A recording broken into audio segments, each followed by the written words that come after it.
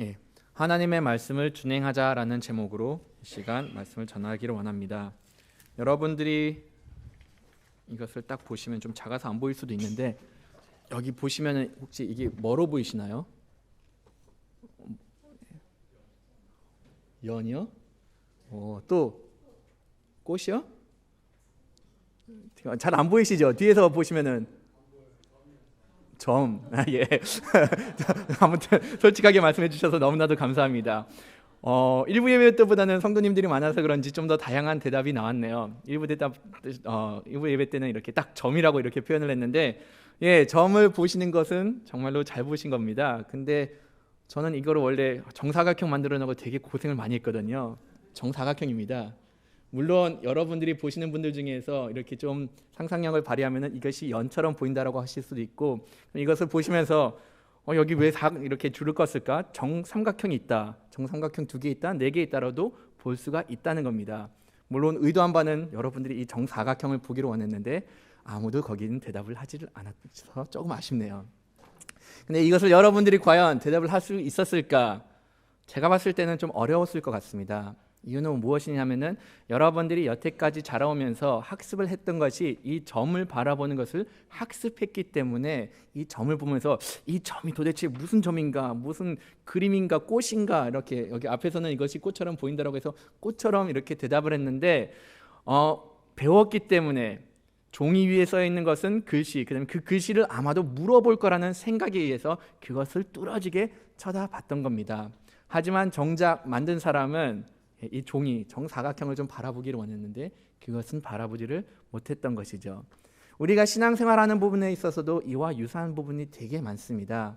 하나님께서는 우리들한테 많은 사건들을 허락해 주십니다. 그러한 사건들 가운데서 하나님께서는 우리한테 요구한 것은 무엇이냐? 이러한 가운데 하나님을 바라보기를 원하시고 이러한 가운데 하나님을 더 의지하기를 원하십니다.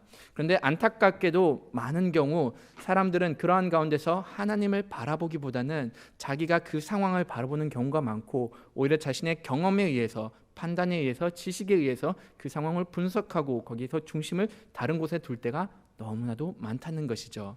하지만 우리가 믿는 사람으로서는 매 순간순간마다 하나님만을 바라볼 수 있는 능력이 필요합니다. 이 능력, 솔직히 그렇게 쉬운 능력은 아니에요. 하루아침에 배울 수 있는 것도 아니고 어떻게 보면 오랜 시간 훈련이 필요하다는 것이죠. 아브라함 역시 마찬가지로 하나님께서 처음 불렀을 때 하나님을 온전히 바라보지는 못했습니다. 하나님을 믿고 따라갔지만은 매 상황 가운데서 이 가운데서 하나님께서 어떻게 역사하신가를 기다리고 이렇게 나가지는 못했던 것들도 있습니다.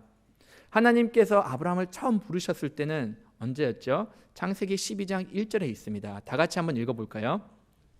여호와께서 아브라함에게 이르시되 내는 너의 고향과 친척과 아버지의 집을 떠나 내가 내게 보여줄 땅으로 가라. 하나님께서는 아브라함을 택하셨고 부르셨습니다. 부르셔가지고 하신 말씀이 너는 너의 아버지의 집을 떠나서 내가 내게 보여줄 땅으로 가라라고 이렇게 말씀을 하셨습니다. 솔직히 이 요구사항 지키기 그렇게 쉽진 않습니다. 아늑한 집에서 떠나가지고 지금 목적지도 특별히 알려주지는 않았습니다. 물론 우리가 말씀을 통해서 이곳이 가나안이라는 곳이라는 것을 알았는데 지금 말씀을 그냥 그대로 보시면은 보여줄 땅 어딘지는 모르지만 내가 너에게 보여줄 그냥 그 땅을 나만 믿고 따라라라고 이렇게 말씀을 하셨습니다. 여기에 대해서 아브라함은 그래 내가 하나님을 믿고 따라야겠다라고 해가지고 하나님께서 보여주신 그 땅으로 갔습니다. 그 땅은 가나안이었죠. 여러분들이 가나안에 대해서 이미 들으셨을 겁니다. 가나안은 어떤 땅으로 우리가 알고 있죠? 젖과 꿀이 흐르는 땅. 그렇죠. 하나님께서 모세를 불렀을 때 그 땅을 묘사했을 때 젖과 꿀이 흐르는 땅이다라고 이렇게 묘사를 했습니다. 젖과 꿀이 흐른다는 것은 그만큼 살기가 좋고 쾌적한 곳이다라고 알려준 거고 전혀 부족한 것이 없다라고 이렇게 설명한 땅이 바로 가나안이라는 땅이었죠. 그런데 가나안이라는 그 지역 여러분들이 지리적으로 보면은 살기가 그렇게 쉬운 곳은 아닙니다. 거기 보시다 보면은 물이 거의 없어요. 사람이 생존하기 위해서는 물이 필수적으로 필요한데 거기 흐르는 강이 없다 보니까는 생존하기가 너무나도 어려웠던 것이죠. 우리가 땅을 봤을 때는 살기가 정말로 힘든 땅이라고밖에 여길 수가 없습니다. 그런데 그 땅이 적과 꿀이 흐르는 이유가 무엇이냐? 그런 가운데 하나님의 보호하심이 있고 하나님의 인도하심이 있고 하나님의 섭리가 있기 때문에 그곳은 적과 꿀이 흐르는 땅, 살기가 아주 아늑한 곳으로 되는 것이었던 것이죠. 아브라함은 그러나 이 당시만 하더라도 그 땅을 바라봤을 때 하나님을 바라보기보다는 땅만을 바라보고 이곳이 살기 어려운 곳이라고나 판단하면서 계속 이동하는 모습을 보입니다. 동쪽으로 좀 더 남쪽으로 그리고 결과적으로 도착한 곳은 어디인가? 애굽이라는 곳에 도착하게 되었습니다. 애굽이라는 곳은 그때 당시 문명이 발달한 곳이었고 살기가 너무나도 좋았던 곳이에요. 나일강이 흐르다 보니까는 절대로 가뭄이 일어나지 않고 농업사회 하기 너무나도 좋고 무역도 이렇게 나름대로 발달된 그런 곳이 애굽이라는 것이죠.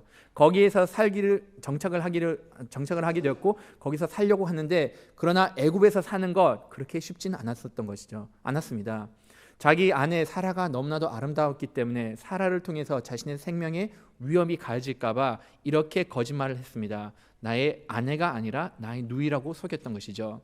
이러한 모습 하나님께서는 보시기에 좋지는 못했습니다. 그래가지고 본인이 거짓말을 함으로 인하여서 결과적으로는 아내를 뺏기는 그런 위기를 당하게 됐는데 이러한 가운데서 하나님께서는 은혜를 베풀어 주시고 기적을 행하면서 그 사라를 아내를 다시 아브라함 품으로 돌려보냈습니다.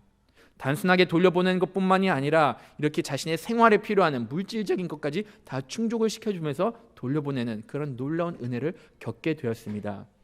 여기서부터 아브라함은 하나님의 역사하심을 바라보게 된 것이죠. 하나님께서는 나를 이렇게 끔찍히도 사랑해 주시고 나의 삶을 이렇게 매 순간마다 인도해 주신 분이라는 것을 여기서부터 이렇게 경험을 하면서 나가게 되었습니다. 이 사건뿐만이 아닙니다. 여러분들이 지난 몇 주 동안 이렇게 창세기를 계속 나누다 보니까는 하나님께서 아브라함의 삶에서 어떻게 역사한 것을 또다시 경험하게 됩니다. 하나님께서 아브라함이 자기 조카 롯을 이렇게 납치당했다는 소식을 들었을 때 자기의 집에 있는 그냥 단련된 사람들과 같이 가나안 사람들과 북가나안 사람들과 전쟁을 벌였습니다. 솔직히 이 전쟁 이길 수 있는 전쟁은 아니었어요. 그들은 군사를 지니고 있었고 아브라함은 몇몇 그냥 집에 단련된 사람들이 있었는데 그 사람들과 전쟁을 치렀는데도 불구하고 몇천 대 1이라는 숫자라는 그런 어마어마한 숫자가 될 거라고 상상을 하는데 그런 숫자에도 불구하고 그러한 가운데서 승리를 경험을 했던 것이죠. 이렇게 매 순간순간마다 하나님께서 역사하시는 것을 경험하다 보니까는 여기에 대해서는 아브라함이 하나님을 바라보는 그런 능력이 생긴 것이고 그런 25년이라는 그런 일들을 통해서 하나님을 더더욱 믿으면서 나가게 되었던 겁니다. 하나님께서 아브라함에게는 또다시 여러 가지 일들을 허락해 주셨고 아들을 허락해 주셨는데 이러한 단련의 시간, 이러한 훈련의 시간이 한 25년 걸리니까는 그러한 가운데서 아브라함은 온전히 하나님을 바라보게 됐던 것이고 그 다음에 하나님에 대한 믿음이 생겼던 겁니다. 하나님을 바라보는 눈, 그 다음에 하나님을 의지하는 믿음이 이렇게 생겼던 것이죠. 아브라함의 믿음이 얼만큼 온전했을까?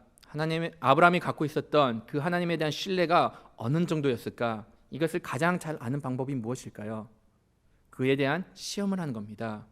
너가 나를 얼만큼 잘 믿고 있냐? 너가 나를 얼만큼 잘 신뢰하고 있는 것인가? 그것을 확인하기 위해서 하나님께서는 아브라함을 이렇게 시험을 합니다.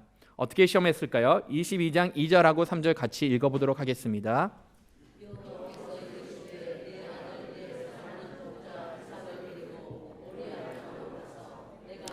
일러준 한 산 거기서 그를 번제로 드리라. 아브라함이 아침에 일찍이 일어나 나귀의 안장을 지우고 두 종과 그의 아들 이삭을 데리고 번제에 쓸 나무를 쪼개어 가지고 떠나 하나님이 자기에게 일러주신 곳으로 가더니 하나님께서 시험을 냅니다. 시험 문제는 이겁니다. 너의 아들, 너의 독자 이삭을 나에게 바쳐라. 내가 너에게 알려준 그 산에서 번제물 온전히 태워서 하나님께 드려라라고 이러한 요구를 하고 계십니다. 이 아들 여러분들이 얼만큼 소중한 아들인가 잘 아실 거예요. 25년이라는 기나긴 세월을 기다렸습니다. 하나님께서 너에게 자녀를 줄 거라는 약속을 했는데 그런 오랜 세월을 기다려서 겨우겨우 힘들게 얻은 아들입니다. 이 소중한 아들을 하나님께서는 요구하는 것은 무엇이냐? 내가 너에게 명하는 그 산에서 바쳐라 라고 이렇게 요구를 하고 계십니다. 이 요구에 대해서 아브라함은 불평도 하지 않고 망설임도 없이 바로 다음날 아침 이렇게 떠나는 모습을 보이는 것이죠. 어떻게 보면은 이 22장 2절하고 3절 말씀, 우리가 좀 전에 읽었던 12장 1절 말씀과 너무나도 유사합니다. 어떤 부분에서 유사한 것인가?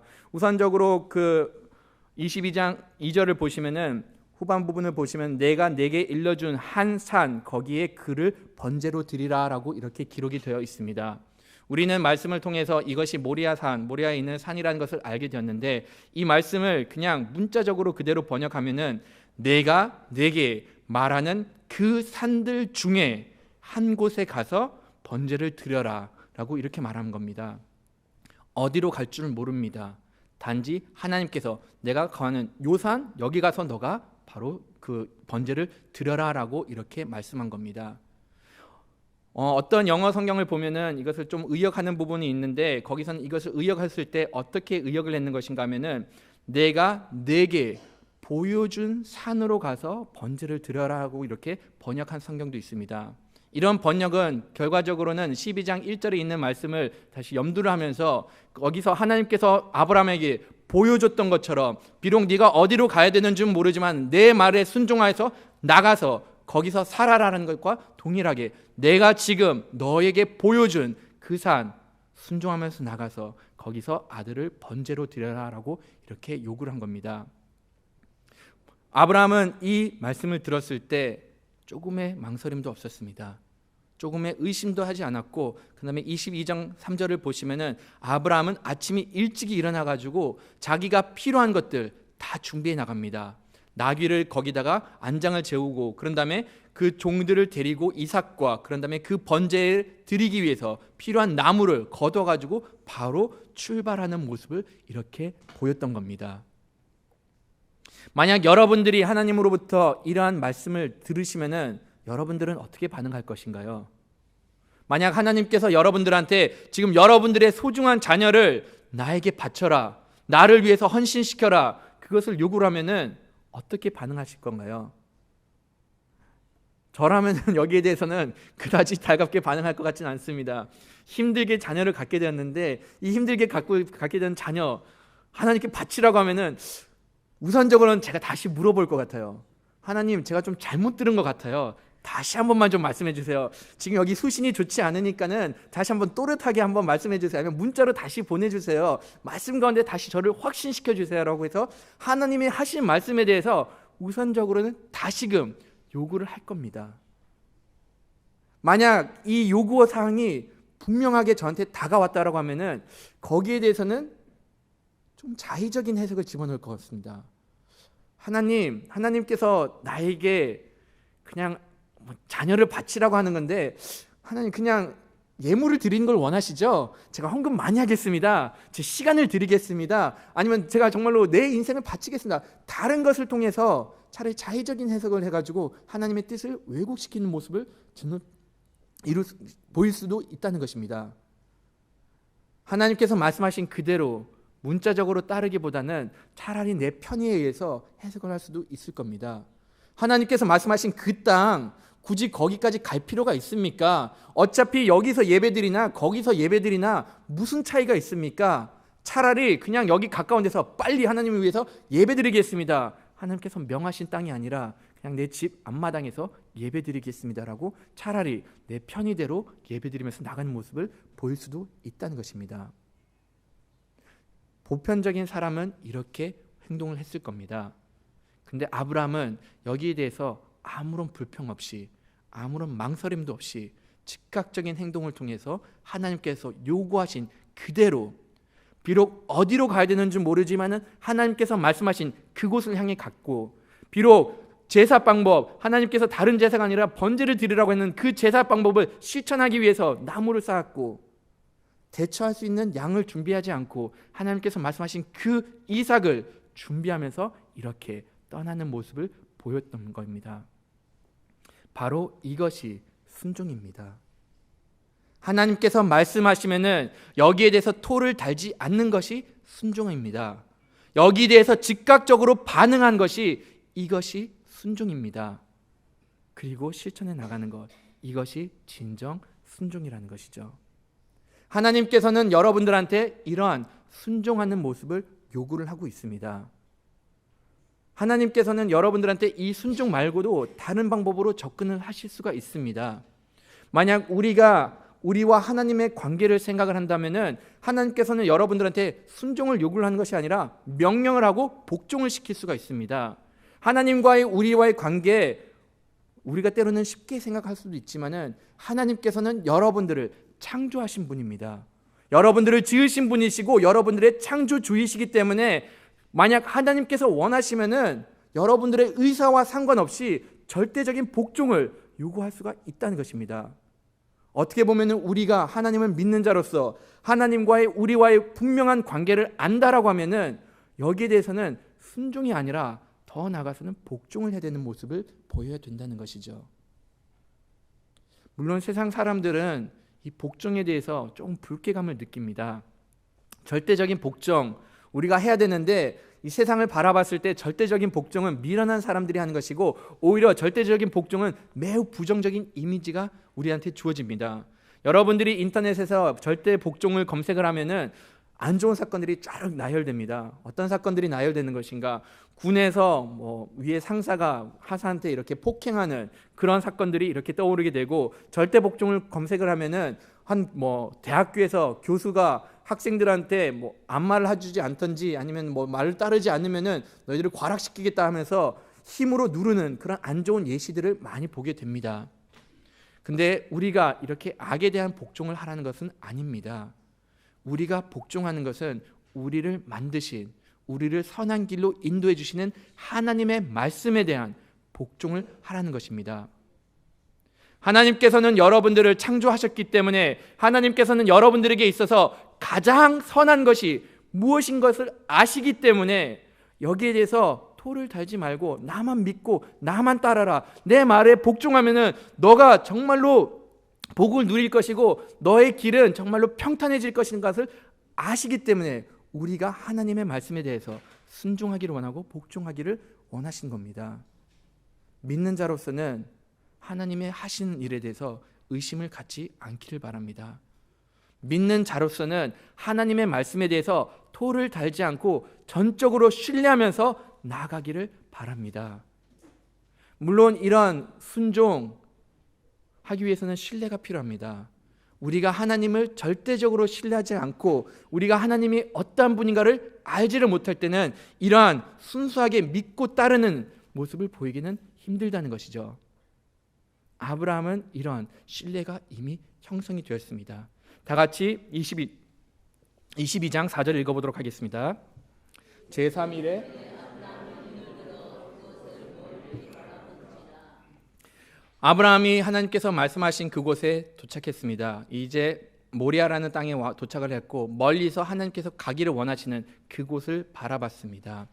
이 바라봤다 단어라는, 이 바라본다라는 단어 원어를 보시면은 그 근원은 라아라는 단어입니다. 이 라아라는 단어는 바라보다라는 것인데 이것을 구약에서 쭉 살펴보면은 이 단어로부터 파생되는 여러 가지 의미가 있다는 겁니다. 이 단어로 파생되는 거, 하나님을 알다, 하나님께서 돌보신다, 그리고 하나님께서 준비하시다라는 그런 의미를 내포하고 있습니다. 여러분들이 오늘 말씀 가운데서 14절을 보시면 여호와 이레라는 단어가 있습니다. 이 이레 역시 마찬가지로 근원을 보면은 라아라는 이 단어에서, 보다에서 이렇게 파생된 단어인 겁니다. 아브라함은 25년 동안 하나님과 동행을 하면서 하나님을 알게 되었습니다. 하나님이 어떠한 분이신가를 깨닫게 되었습니다. 하나님께서는 아브라함을 돌보시는 분이고 항상 선한 길로 인도해 주신 분이라는 것을 알았습니다. 아브라함은 하나님께서 자신의 삶을 자기가 생각하기 이전에 나의 삶을 예비해 주신 분이라는 것을 알았고 준비된 모습으로 내 앞에 나온 것을 깨달았습니다. 바로 먼 곳을 바라봤을 때 아브라함은 바로 이러한 하나님을 바라봤던 겁니다.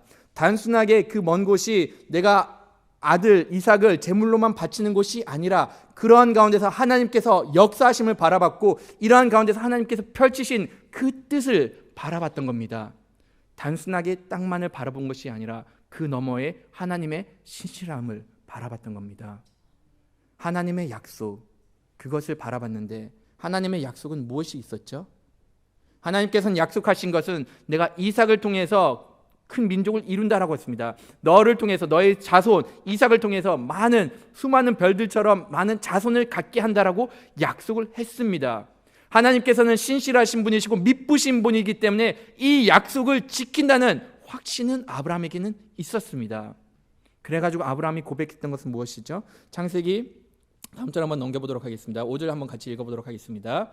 이에 아브라함이 종들에게 이르되 너희는 나귀와 함께 여기서 기다리라. 내가 아이와 함께 거기 서서 우리가 너희에게로 돌아오리라 하고, 아브라함은 하나님의 신실함을 믿었기 때문에 이 고백을 할 수가 있었습니다. 어떻게 고백을 하죠? 아이와 함께 저기 가서 예배하고 우리가 너희에게로 돌아온다라고 합니다. 제물을 바쳤는데 아들을 바칠 준비가 다 되어 있는데 고백하는 것이 내가 돌아오는 것이 아니다, 우리가 돌아올 것이라는 고백을 했던 겁니다. 안 드릴 생각은 없었습니다. 처음부터 드릴 생각을 했는데 비록 내가 이삭을 하나님께서 원하시는 번제로 드린다고 할지라도 하나님께서는 여기 가운데서 기적을 행하실 것이고 하나님께서는 약속을 신실하게 지키신 분이기 때문에 이 아이 다시 이 자리에서 걸어서 나오게 된다는 것을 믿고 나아갔던 겁니다. 이 믿음 히브리서에서 너무나도 잘 기록이 되어 있는데 히브리서 11장 19절 한번 읽어보도록 하겠습니다. 하나님의 능히 이삭을 죽은 자 가운데서 다시 살리실 줄로 생각한지라. 비유컨대 그를 죽은 자 가운데서 도로 받은 것이니라. 보시면은 하나님이 능히 이삭을 죽은 자 가운데서 달리시 살리실 줄을 알았다라고 이렇게 말하고 있습니다. 드리고 주인다고 할지라도 하나님은 신실하신 분이기 때문에 여태까지 하나님께서 나를 한 번도 실망시키지 않으시긴 분이기 때문에 설령 죽는다고 할지라도 하나님께서는 이삭을 다시 살리실 분이라고 믿었던 겁니다. 하나님의 약속을 믿었기 때문에, 신뢰하였기 때문에 이렇게 아브라함은 온전히 하나님께 이삭을 드리는 모습을 보였던 겁니다. 우리가 하나님을 믿는다는 거, 하나님을 바라본다는 거 어떻게 해서 확인할 수가 있을까요? 여러분들이 하나님의 말씀에 대해서 이렇게 순종하는 모습을 보일 때 우리의 믿음이, 우리가 하나님을 바라보는 그런 믿음이 확인되는 순간이 되는 겁니다. 하나님께서는 여러분들한테 많은 말씀을 해주셨습니다. 그리스도인으로서는 어떻게 살아야 되고 우리는 무엇을 의지해야 되는 것을 분명히 말씀해 주셨습니다. 이 가운데 하나님께서 역사하신다라고 말씀하셨고 이 가운데 지금 내가 너와 함께 해준다라고 충분히 우리한테 알려주셨습니다. 그러면은 믿는 자로서는 하나님을 바라보고 하나님께서 원하시는 대로 행동하면서 나가는 모습을, 실천한 모습을 보여야 되는 겁니다. 말씀 가운데서는 하나님의 종들이란 모습 너무나도 잘 보였어요. 구약 성경에서도 그런 인물들이 많았고 신약 성경에서도 많은 인물들이 온전히 하나님의 말씀을 순종하는 것을 볼 수가 있습니다.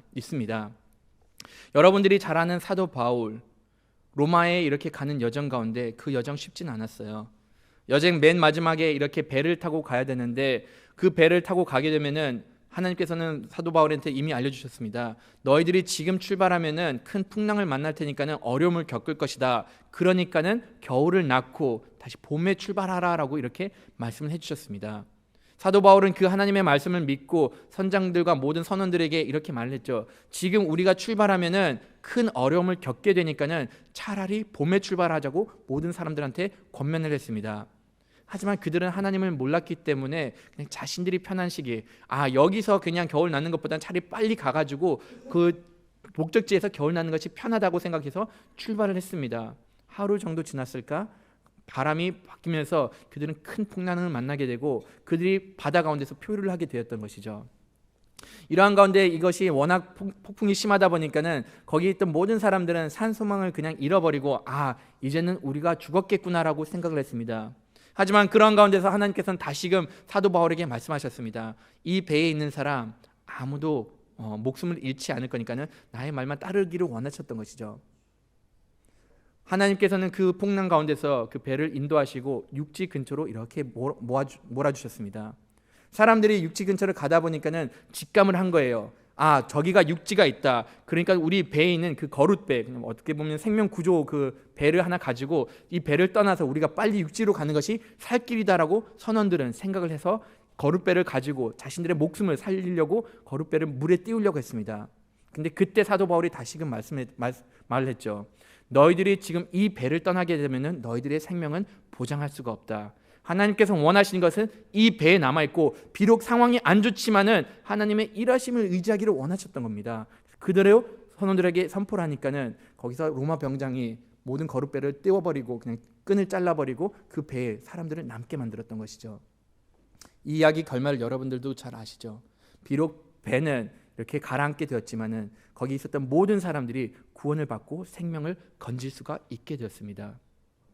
상황은 좋지는 않았지만은 사도 바울은 하나님의 뜻을 알았기 때문에 하나님의 일하심을 바라봤기 때문에 온전히 하나님을 신뢰하면서 그의 말씀을 순종함으로 인해서 끝까지 자신의 사명을 잘 감당할 수가 있게 되었습니다. 이것이 바로 여러분들한테도 동일하게 요구되는 겁니다.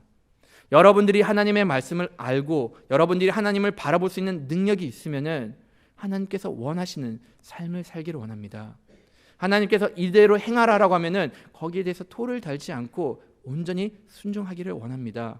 여기서 예배드려라 하면은 거기서 예배를 드리는 것이고, 너희들이 온전히 하나님께 헌신하라라고 하면은 그 헌신된 모습을 보이기를 바라겠습니다.